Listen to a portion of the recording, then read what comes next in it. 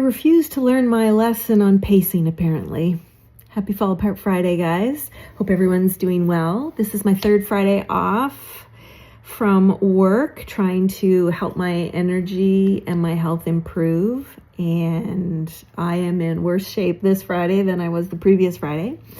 I did not pace myself. I did too much. We had a holiday weekend here last weekend, and so that has made me concerned about what I'm going to do over the upcoming holiday season and how I'm going to pace myself. I have taken 2, maybe 3 different programs and little mini courses on pacing and stopping the push crash cycle. I take these courses and I just don't seem to learn anything from them. The biggest takeaway I got from this particular course was they had us set different goals, whether that was grocery shopping, getting to a doctor's appointment, having coffee with a friend, doing the dishes, any goal, big or small. And then you had to rate your confidence in your success rate in completing that goal out of 10. The catch was, if your confidence in your success rate in completing that goal was not an 8 out of 10 or higher, you had to readjust your goal. This made me so angry because my goals were far bigger than what my energy level would allow. So I thought, okay, let's learn some lessons from last weekend in how to cope with the upcoming holiday season. So I'm going to set 3 goals with the intention that my confidence in my success rate in completing those goals is an 8 out of 10. If it's not, I'm readjusting the goal. So we might do some readjusting here on the fly. So I'm hoping some other people out there might want to set goals as well, and let's do it together and let's support each other. Any suggestions you guys have, let's share. My first goal is going to be shopping. My second goal is going to be invitations. And my third goal, which I think is probably the easiest, but I might just be playing mind games with myself.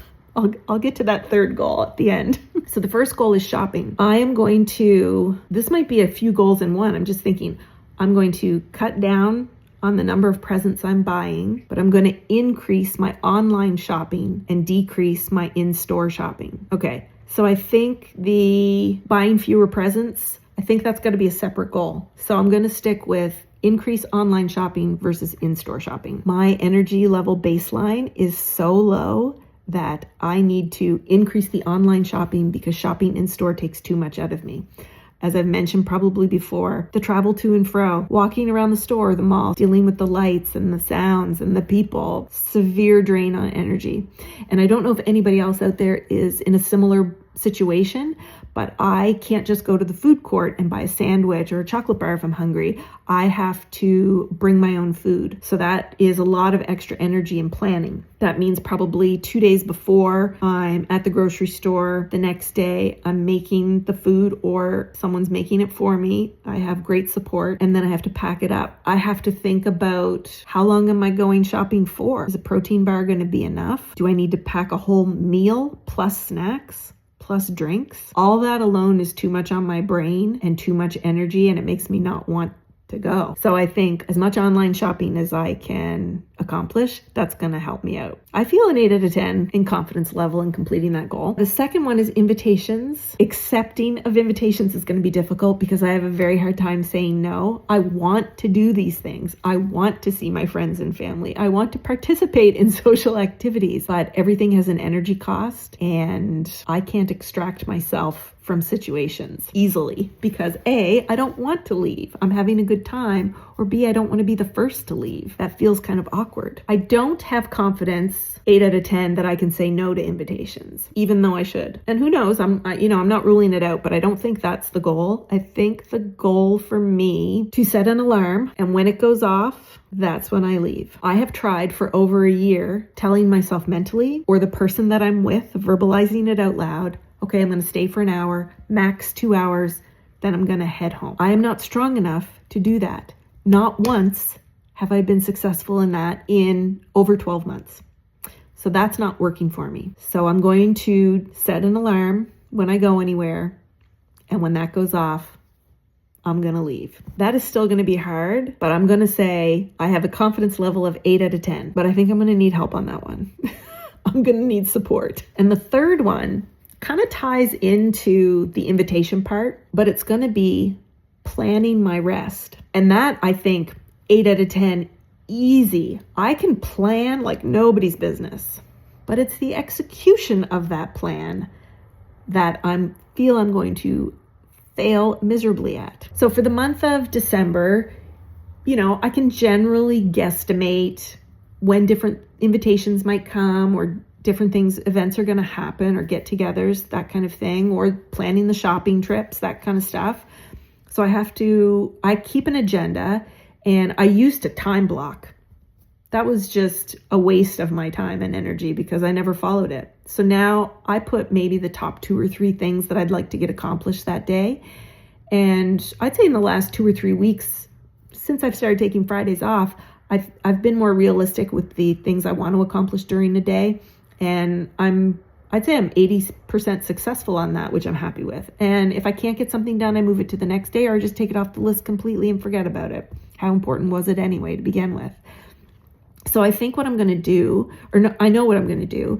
I'm going to look at December, make an estimate about when I think events and different things might take place.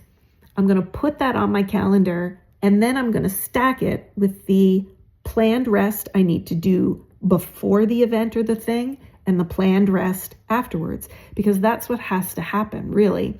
If I'm going to do something one day, I need to plan rest the day before, and I need to plan rest at least one day, if not more, afterwards, depending on what the thing is. So then I need to look at that as a whole and say, okay, can I accomplish that? Do I have enough time to rest? Am I able to rest? If I have to work one day, the day before, and then I have an event or something the next day, that's not going to work out more than likely, right? So that might help with what invitations I should accept and those that I should decline, even though I don't want to. So planning the rest is definitely an 8 out of 10.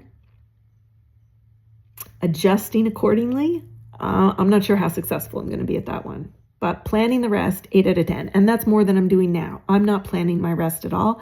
My body is forcing me to rest after the fact, and it compounds. So that's why I'm in this situation that I'm in now, where my battery level is so low, my baseline is so low. Because if you have a period of time, or even one thing, or a period of time where multiple things happen, that could take me a month to recover from.